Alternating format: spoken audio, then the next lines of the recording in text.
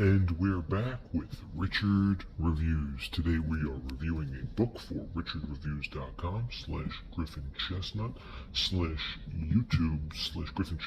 You can find all of this on Richard's blog post, which will be posted in the link description. And today we are reviewing a book. This is Richard's prized possession. Richard collects and reviews all books for that nature. And today's book is titled Pulp by Charles Bukowski, a novel by Charles Bukowski. So this is another Bukowski book that Richard has read, and he is reviewing for us today. Richard himself is a very strong fan and admirer of Mr. Bukowski. He classifies him as one of the best educational authors from experience that violates the audience's sound and prosperity. These are words directly from Richard himself, and you can find it all in his reviews on other books as well. This piece, much like the other pieces that Richard has reviewed about Bukowski, also on his YouTube page, is basically what can be shown through the standard corrupt Kodak development world. This is what it brings to in terms of places like his Hollywood.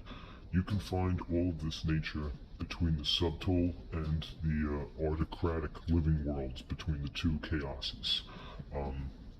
Richard is a big fan of Bukowski. He has read a decent amount of his pieces, including Office, Woman, Factotum, Pulp, and Ham on the Rye. These are basically pieces of fiction that you can tell are basically brought to you by a sleek and welcome design. Right off the bat, though, you can tell the cover, as we take a look at the piece, gives you a 1970s aesthetic feeling, with the pistol being smoke from the gun and the aeration. Okay, the aeration with Pulp here on the top right corner can be a development throughout the symbolism appropriate for the novel. As we take a look at the piece now, this is Richard's piece. It's in great condition, so we're going to try to preserve that. As you can tell, it's a soft cover, and it's got good fold. That's a good fold cover right here. Even the length of it, not too long, alright, not too short, but overall, very good condition. Cream, solid cross. The cream is nice, and even on the side. Okay, we have Charles Bukowski, Pulp, and some dialectic language that Richard can no longer translate for us. Even on the back, it's a pretty basic and a present state of mind. Richard is a fan of the movies such as like Back to the Future, 1980s films that you can find with Arnold Schwarzenegger, or anything that came out of Hollywood during the first time that they opened up their gates to the mass public.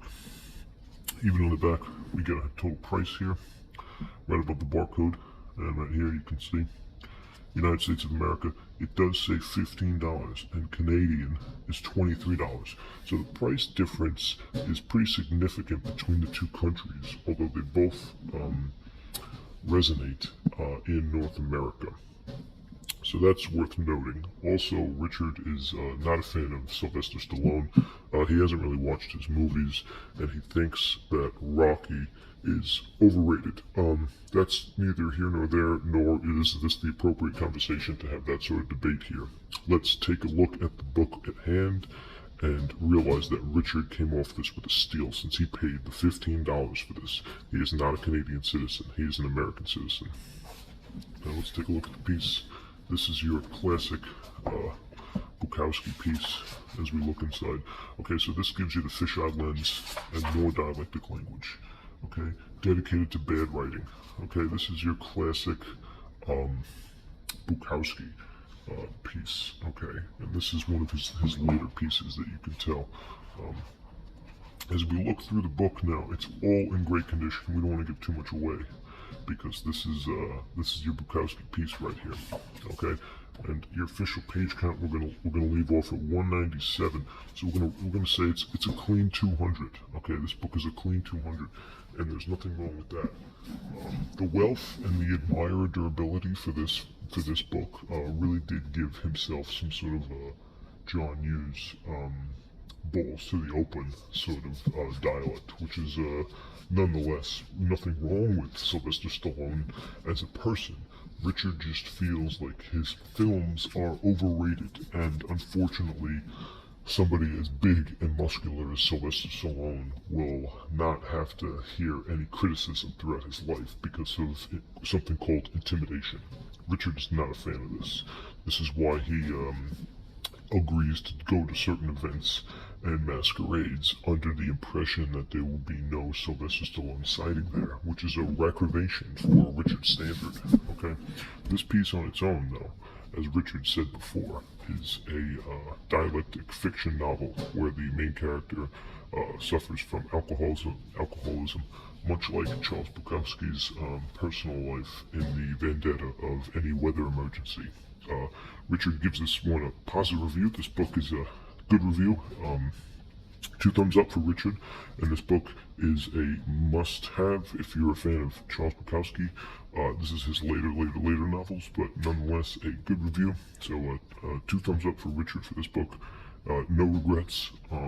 This is your classic Hank Charles Bukowski alter ego getting into some sort of a crazy environment standard, whereas you could see anything from Hollywood to absurdity and alcoholism play a huge part in this. So thank you, and we'll see you next time. Bye.